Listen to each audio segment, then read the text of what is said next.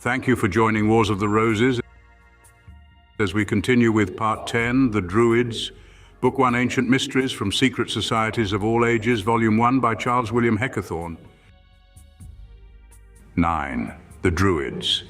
93. The Druids, the Magi of the West. The secret doctrines of the Druids were much the same as those of the Gynmosophists and Brahmins of India, the Magi of Persia, the priests of Egypt, and of all other priests of antiquity. Like them, they had two sets of religious doctrines, exoteric and esoteric. Their rites were practiced in Britain and Gaul, though they were brought to a much greater perfection in the former country, where the Isle of Anglesey was considered their chief seat. The word Druid is generally supposed to be derived from seen here, an oak, which tree was particularly sacred among them, though its etymology may also be found in the Gaelic word Druid, a wise man or magician. 94. Temples. Their temples, wherein the sacred fire was preserved, were generally situate on eminences and in dense groves of oaks, and assumed various forms circular because a circle was an emblem of the universe. Oval, in allusion to the mundane egg, from which, according to the traditions of many nations, the universe, or according to others, our first parents issued. Serpentine, because a serpent was the symbol of Hu, the Druidic Osiris. Cruciform, because a cross is an emblem of regeneration, or winged, to represent the motion of the divine spirit. Their only canopy was the sky, and they were constructed of unhewn stones, their numbers having reference to astronomical calculations. In the center was placed a stone of larger dimensions than the others and worshipped as the representative of the deity. The three principal temples of this description in Britain were undoubtedly those of Stonehenge and Abery in the south, and that of Shap in Cumberland. Where stone was scarce, rude banks of earth were substituted, and the temple was formed of a high vallum and ditch. The most Herculean labors were performed in their construction. Stukely says that it would cost at the present time £20,000 to throw up such a mound as Silbury Hill. 95. Places of initiation. The adytum or ark of the mysteries was called a cromlech or dolmen and was used as the sacred pastos or place of regeneration. It consisted of 3 upright stones as supporters of a broad, flat stone laid across them on the top so as to form a small cell. Kit Coty's house in Kent was such a pastos. Considerable space, however, was necessary for the machinery of initiation in its largest and most comprehensive scale. Therefore, the coercidi, where the mysteries of Druidism were performed, consisted of a range of buildings adjoining the temple, containing apartments of all sizes, cells, vaults, baths, and long and artfully contrived passages, with all the apparatus of terror used on these occasions. Most frequently, these places were subterranean, and many of the caverns in this country were the scenes of druidical initiation. The stupendous grotto at Castleton in Derbyshire, called by Stukely the Stygian Cave, as well as the Giant's Caves at Luckington and Badminster in Wilts, certainly were used for this purpose. 96. Rites.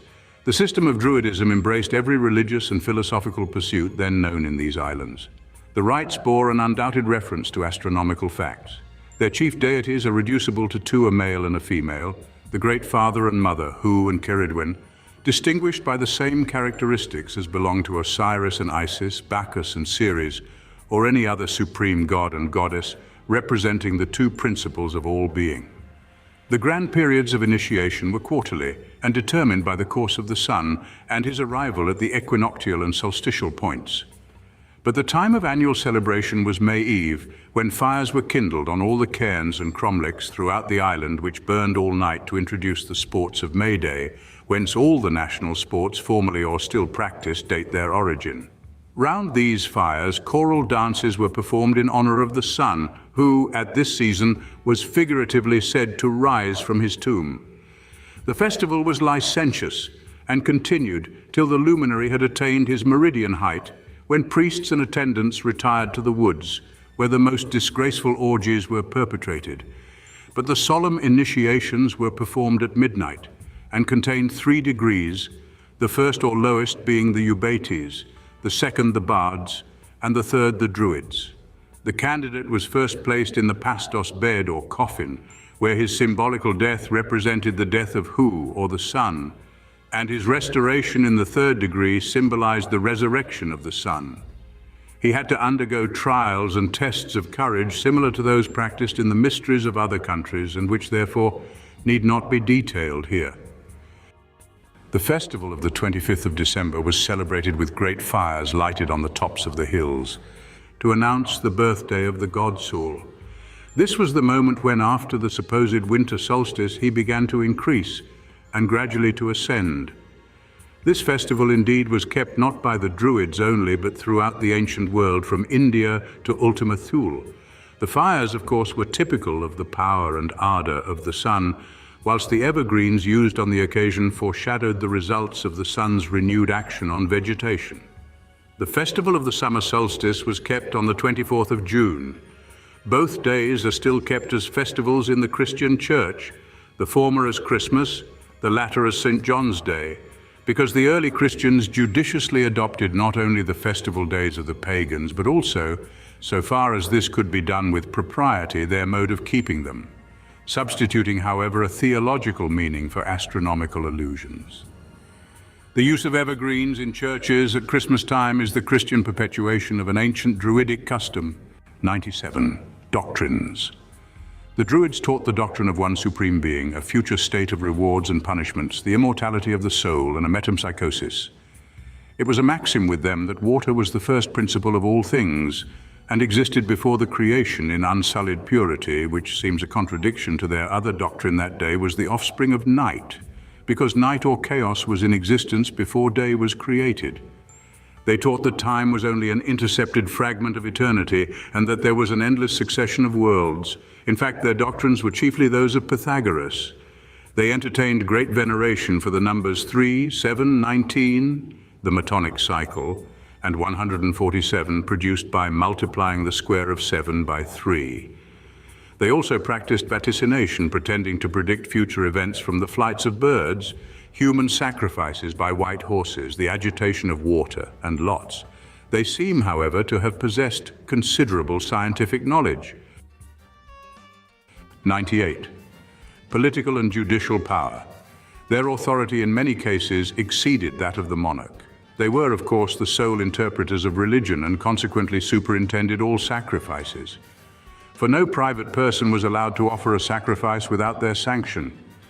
They possessed the power of excommunication, which was the most horrible punishment that could be inflicted next to that of death, and from the effects of which the highest magistrate was not exempt.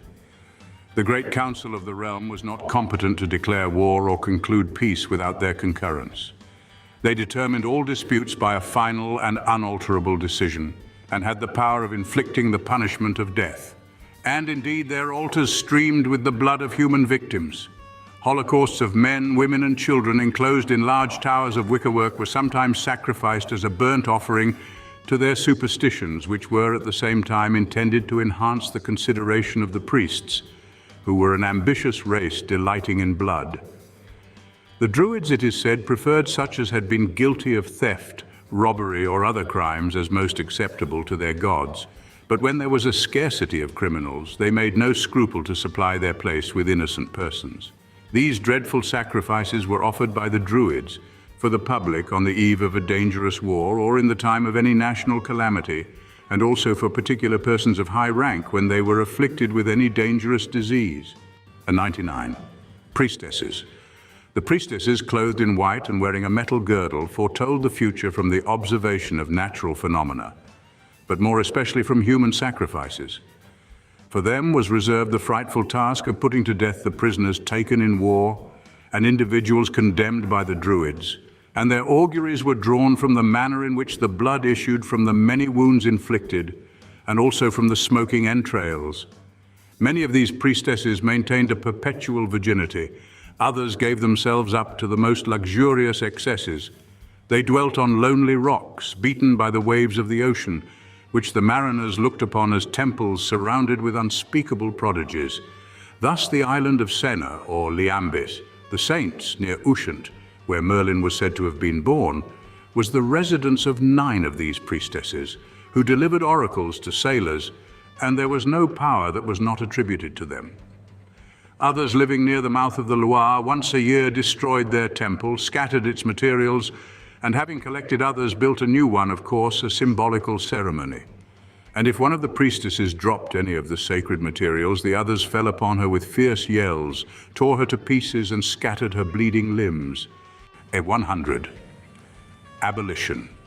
As the Romans gained ground, the power of the Druids gradually declined, and they were finally assailed by Suetonius Paulinus, governor of Britain under Nero, AD 61, in their stronghold, the Isle of Anglesey, and entirely defeated, the conqueror consuming many of them in the fires which they had kindled. For burning the Roman prisoners, they had expected to make a very just retaliation upon these sanguinary priests. In Gaul, the Druids maintained themselves in their sacred woods near the island of Sena and on the promontory of Finisterre for perhaps 2 centuries longer. The progress of Christianity finally abolished them, but though their dominion was thus destroyed, many of their religious practices continued much longer. And so late as the 11th century, in the reign of Canute, it was necessary to forbid the people to worship the sun, moon, fires, etc. Certainly many of the practices of the Druids are still adhered to in Freemasonry, which is simply sun and star worship. And some writers on this order endeavor to show that it was established soon after the Edict of Canute, and that as thereby the Druidical worship was prohibited in toto, the strongest oaths were required to bind the initiated to secrecy. Thank you for watching, and please don't forget to share, like, subscribe, and comment, and if you can, please consider donating to Wars of the Roses. Links to PayPal and Patreon are in the description. Thank you so very much.